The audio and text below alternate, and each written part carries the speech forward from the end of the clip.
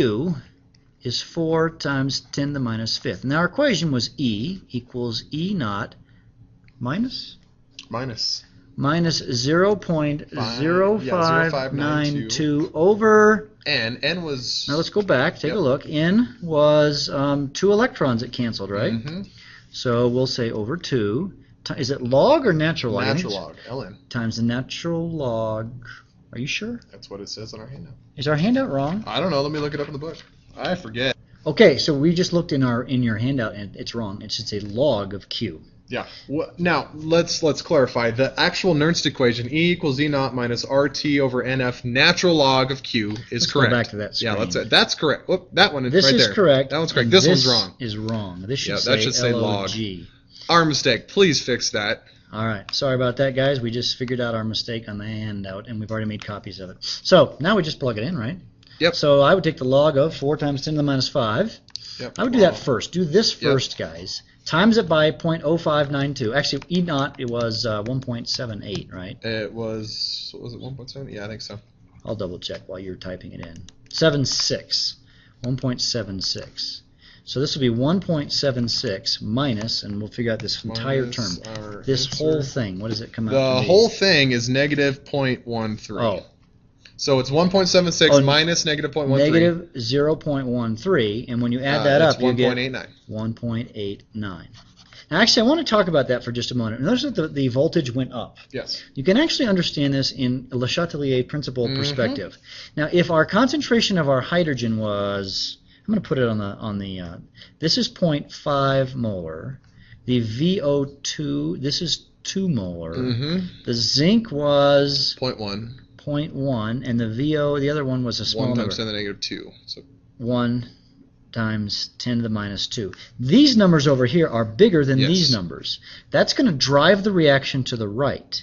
So if the reaction is driven to the right based on the concentrations, the voltage will become higher than the regular voltage. If it's the reverse, if you were to have big numbers over on the reactant side, then you would have a smaller voltage. So that's something to actually think about. This all is kind of connected to things we've learned previously. Right. And this is just kind of some steps for doing exactly what we just did. We just did this, and so, write a balanced equation. All right, find E naught, use the Nernst equation, and plug in the concentration values for Q. All right. Now, there is something called a concentration cell that we should chat about. Now, earlier, or up to this point, we've been talking about 2 different half reactions going on in each of the half cells. So what we're going to show you now is when you have the same half reaction going on in each of the half cells, however, they are at different concentrations. So let's say I'm making a solution. Let's take silver. How about it? So we take a piece of silver, and in the other solution I put a piece of silver. And in each of these I put silver ions. Let's say silver nitrate. What am I missing, Mr. Sams?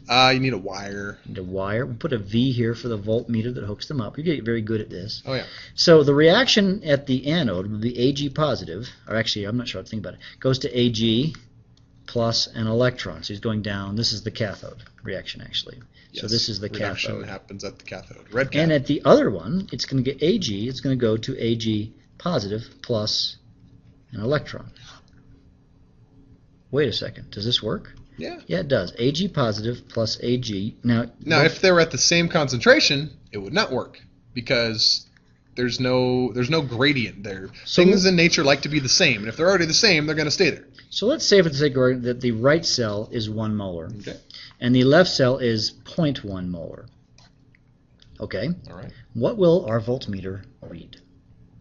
Let's see here. So what we need to do is we need to do the Nernst equation. Do the Nernst. Let's assume we're at 25 degrees Celsius. How many electrons cancel here? And which side did you assign as the cathode, and which side did you assign as the anode? I didn't. We have to figure that out, actually. I think we need to figure that out. Yeah, I think you're right, because we only got to figure out which direction the electrons are going to move. That's right. All right, Mr. Berger made a mistake, so the picture looks a little different, but this is, I made a mistake. Okay, what's the voltage if we go back on that table and look? The voltage on the table for the silver ones? Yeah, so we have to go back to the silver because we've got to find that E naught Yep. term, right? Yes, we do. And so I think it's like 0.8 or Where'd something. my picture go? There we go. Okay, silver, that's It's plus like 2. 0.8, isn't it? 0.8? I think you're right. Yep, 0.8. So this is 0.8. You've been doing this a while. Which one is which? What? Which? The reduction potential is 0.8.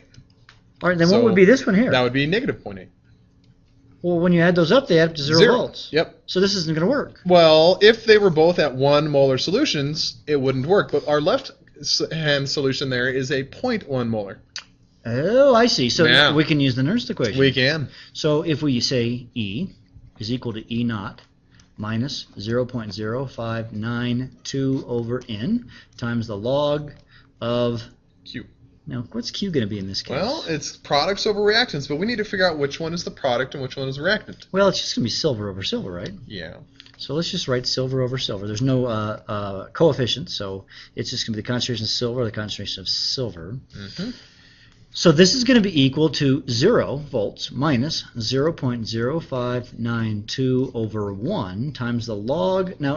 Now we've got two choices. There was 1 molar and 0.1 molar. Which way is it going to be? It's actually better to think about it for a moment. Yeah. Le Chatelier's principle says if you want to have positive voltage, we talked about this earlier, which side do you want to have the higher concentration? The product side.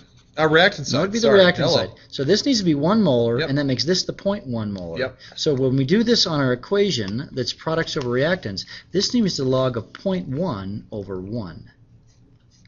Okay.